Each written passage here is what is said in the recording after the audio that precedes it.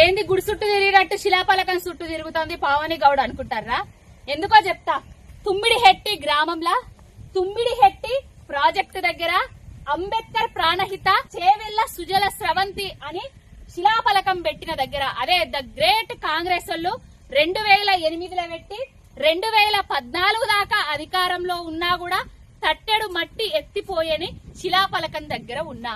ఈ శిలాఫలకము ఎట్లా స్థితిలావస్థకు వచ్చిందో కాళేశ్వరాన్ని కూడా కూయేశ్వరం చేసి మళ్ళా దీన్నే తుమ్మిడిహెట్టి అని 20 నెలల నుంచి సాగదీస్తూ కమిషన్ల కోసము కాంగ్రెస్ వాళ్ళు ఇక్కడ మళ్ళా ఏదో చేద్దామని ఏదో చేస్తామని ప్రగల్భాలు వలుకుతాండ్రు.